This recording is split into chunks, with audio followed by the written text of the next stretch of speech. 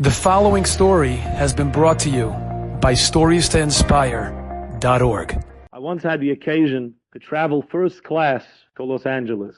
It's a story how I got the ticket, but I got it. It was given to me as a present, okay. And I didn't just sit first class. This is not business class. Remember, this is first class. I had the Mizrachwand on first class. There was like two beautiful seats, and one was for me. And next to me sits down a fellow dressed very strange.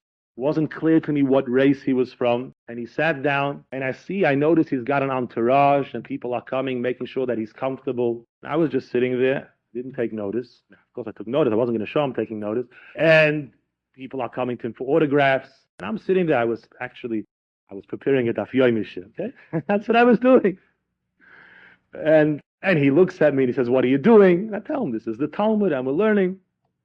And finally, he saw that I wasn't going to ask him who he was, or that I didn't know. All his bodyguards could not protect him from someone who didn't know who he was. They protected him from many things, but this type of tzara he never had to face.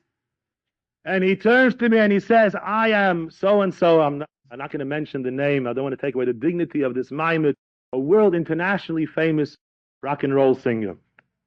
Fine. Nice to meet you. I'm Ephraim Wachsman. And then he turns to me out of nowhere, and he says, "There's a lot of money in singing." He must have thought I'm some rich guy sitting in first class, wherever he was. And he says, "There's a lot of money. I get for a private party $100,000 an hour."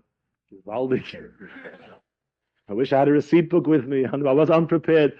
And then he continues, and apparently he's extremely wealthy. And there was a write-up about him. He's telling me there was a write-up in some magazine describing his wealth, where they only wrote he's worth so much and so much, but really they had it wrong. He's worth much more because they didn't count all his assets. Fine. I'll say a good. Gewaldig. I'm telling you, he was telling me about his hidden assets, his this assets. If I would have been from the IRS, he would have been finished. Noyes. At the end, he says to me, "Maybe you want my autograph. Ich bin nicht magazine." And he takes out a picture of himself and he writes to Ephraim with love. He loves me. And he begs me to take it. I don't know what to do with it.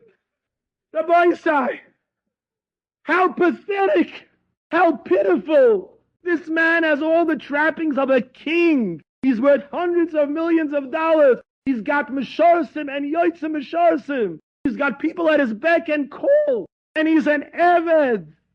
There's no royalty there. He needs to impress me. I have to know every penny he's got in Switzerland. On them can nicht leben. We don't need the trappings. We don't need the chitzonius. We are truly princes. Was is a Yiddish kind? What is a Yid through all the doires?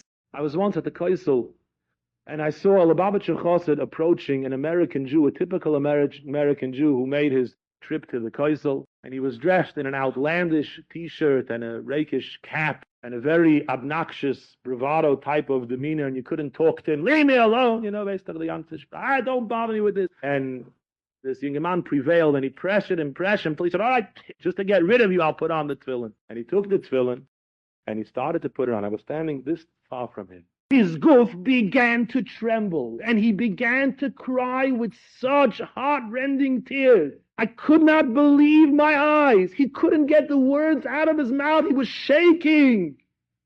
There was a neshama inside him for years. Sighing, crying, krechzing by Ayom Chubnei Yisrael. A little exposure to the Kedusha brought it out. And we see this phenomenon all the time. Enjoyed this story? Come again. Bring a friend.